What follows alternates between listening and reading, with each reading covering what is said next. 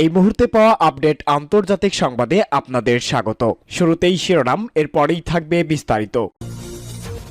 শুরুতেই জানিয়ে দিব, ইসরায়েলের বিরুদ্ধে অভিযানের প্রশংসা করে ইরানের সর্বোচ্চ ধর্মীয় নেতা বলেছেন, এক মুহূর্তের জন্য আর থামা যাবে না।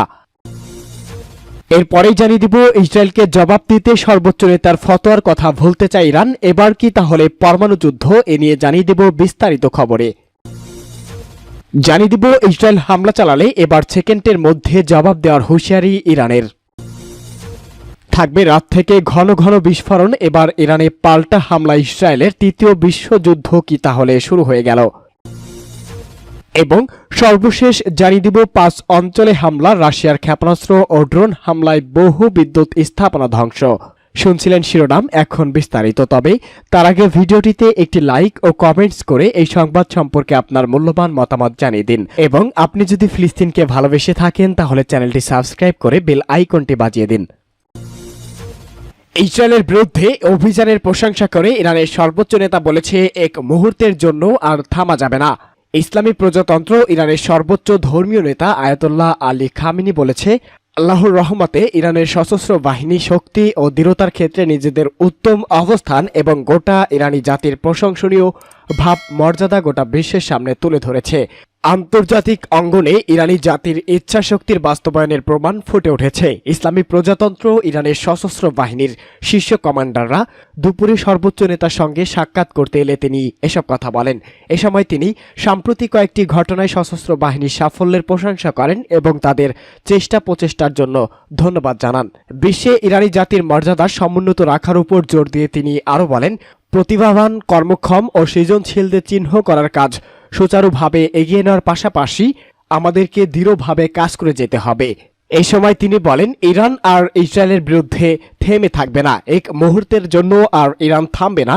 ইরান এবার সর্বোচ্চ সুপার পাওয়ার নিয়ে বিশ্বের বুকে চেতে উঠবে। ইসরায়েলকে জবাব দিতে সর্বোচ্চ নেতার ফতোয়ার কথা ভুলতে চায় ইরান। এবার কি তাহলে পরমাণু যুদ্ধ? ইসরায়েলকে রুখে দিতে নিজেদের পরমাণু নীতিতে বদল আনার কথা ভাবছে ইরান। সেক্ষেত্রে নিজেদের চিরাচরিত অনাক্রমণ নীতি থেকে সরে আসতেও পিছপা হবে না তারা। ইরানের পরমাণু নিরাপত্তার দায়িত্বপ্রাপ্ত অধিকারীর আহমেদ হাকতালাভ সে দেশের আধা সরকারি সংবাদ মাধ্যম তাসনিম নিউজকে জানান, ইসরায়েল তাদের পরমাণু কেন্দ্র এবং পরমাণু পরিকাঠামোগুলো লক্ষ্য করে আক্রমণ চালালে তারা পরমাণু সংক্রান্ত নীতি পূর্ণ বিবেচনা করে দেখবে। ইরানের সর্বোচ্চ প্রশাসনিক স্তর থেকে এখনই কোনো উচ্চবাচ্য করা না হলেও মনে করা হচ্ছে ইসরায়েলকে চরম হুঁশিয়ারি দিয়ে রাখতে চলেছে তেহরান। ইরানের বক্তব্য তাদের খুব ভালো করেই জানা হয়েছে। ইসরায়েলের কোথায় কোথায় পরমাণু কেন্দ্র রয়েছে, প্রয়োজনে সেগুলো লক্ষ্য করেই আক্রমণ চালানো হবে হুঁশিয়ারি দিয়ে রেখেছে পশ্চিমা এশিয়ার এই দেশটি। ইরান পরমাণু শক্তিধর দেশ, তবে পরমাণু অস্ত্র ব্যবহারের বিষয়ে তারা সুনির্দিষ্ট কিছু নিয়ম মেনে চলে। এই নীতি প্রণয়নের ক্ষেত্রে বড় ভূমিকা রয়েছে শিয়া প্রধান ইরানের সর্বোচ্চ ধর্মীয় শাসক আয়াতুল্লাহ আলী খামেনির। ইরানের রক্ষণশীল শাসক খামেনি বিংশ শতাব্দীর গোড়ার দিকে পরমাণু অস্ত্রের ব্যবহার নিয়ে রীতিমতো ফতোয়া দিয়েছিলেন। 2019 সালে তিনি ইসলামী ধর্মগ্রন্থ উদ্দীপ্ত করে বলেছিলেন, পরমাণু বোমা তৈরি এবং মজুত রাখা অন্যায়। একই সঙ্গে তিনি বলেছে, আমাদের পরমাণু প্রযুক্তি রয়েছে, তবে ইরান সর্বদা তা এড়িয়ে চলবে। যদিও ভূ রাজনৈতিক কারণে খামেনি এই অবস্থান থেকে পরে অনেকটাই সরে আসে ইরান। 2021 সালে ইরানের গোয়েন্দা দপ্তরের তৎকালীন মন্ত্রী জানিয়েছিলেন, পশ্চিমা শক্তিগুলোর চাপেই তারা পরমাণু অস্ত্র জোগাড়ের বাধ্য হয়েছে। অন্যদিকে ইসরায়েল কখনোই সরকারিভাবে স্বীকার করে না যে তাদের পরমাণু অস্ত্র রয়েছে। তবে বিশেষজ্ঞদের অনেকেই মনে করছে ইহুদি প্রধান এই রাষ্ট্রটিও পরমাণু শক্তিধর। মধ্যরাতে ইসরায়েলের প্রায় 200টি ড্রোন এবং ক্ষেপণাস্ত্র হামলা চালায় ইরান সেনা। যদিও আমেরিকা এবং জর্ডানের মতো দেশের সহায়তায় শক্তিশালী ক্ষেপণাস্ত্র প্রতিরোধ ব্যবস্থার সাহায্যে প্রায় 99% ড্রোন এবং ক্ষেপণাস্ত্রকেই প্রতিহত করেছে ইসরায়েল।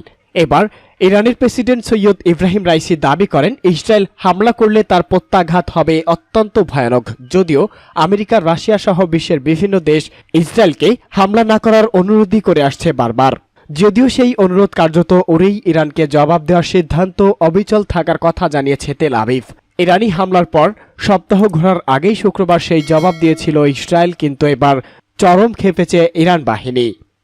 ইসরায়েলে হামলা চালালে এবার সেকেন্ডের মধ্যে জবাব দেবে ইরান। ইরানের স্বার্থের উপর যে কোনো ধরনের আগ্রাসন চালানো হলে তাৎক্ষণিকভাবেই তার কঠোর জবাব দেওয়া হবে বলে হুঙ্কার দিয়েছে তেহরান। ইরানের প্রেসিডেন্ট সৈয়দ ইব্রাহিম রাইসি এই হুঙ্কার দিয়েছে বলে দেশটির রাষ্ট্রায়ত্ত বার্তা সংস্থা ISNও জানিয়েছে। গত শনিবার রাতভর ইসরায়েল শত শত ড্রোন ও ক্ষেপণাস্ত্র হামলা চালায় ইরান।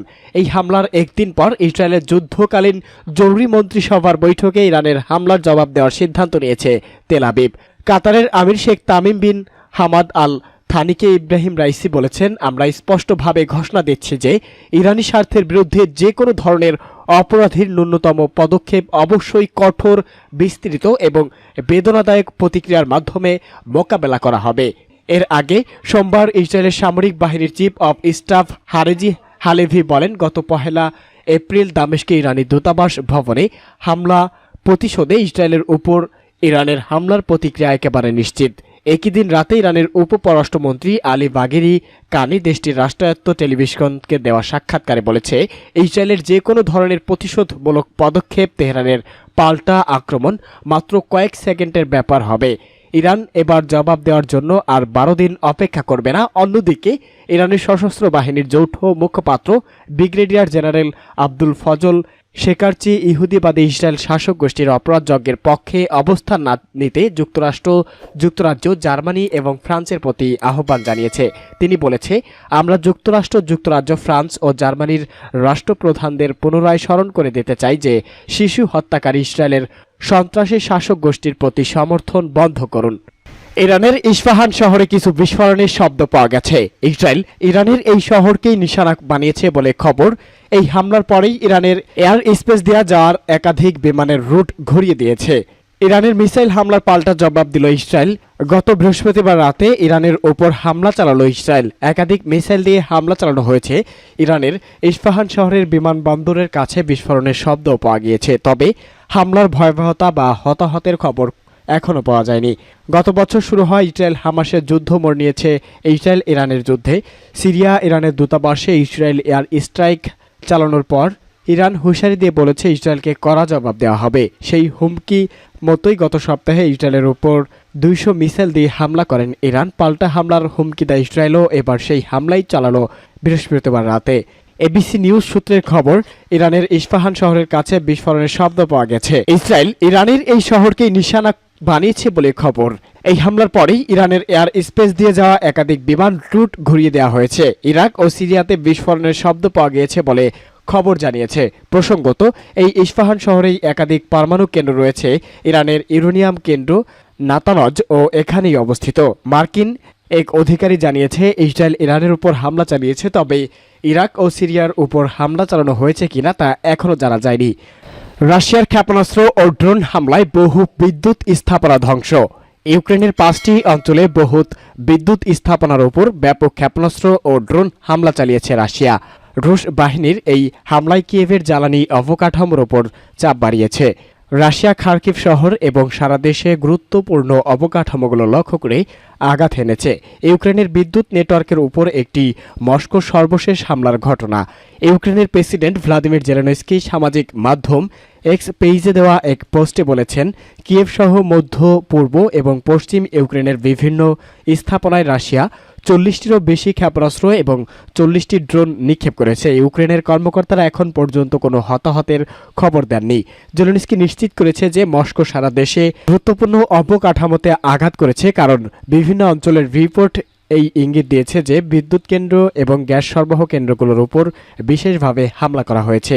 জেলেনস্কির একজন সহকারীর মতে, পোল্যান্ড সীমান্তের ল্যাভিভ অঞ্চল থেকে উত্তর পূর্ব খার্কিভ অঞ্চল এবং দক্ষিণ ঝাপোরোঝিয়া ও অডেসা অঞ্চলের বিদ্যুৎ কেন্দ্রগুলোকে হামলার ফলে 2 লাখের বেশি মানুষ বিদ্যুৎ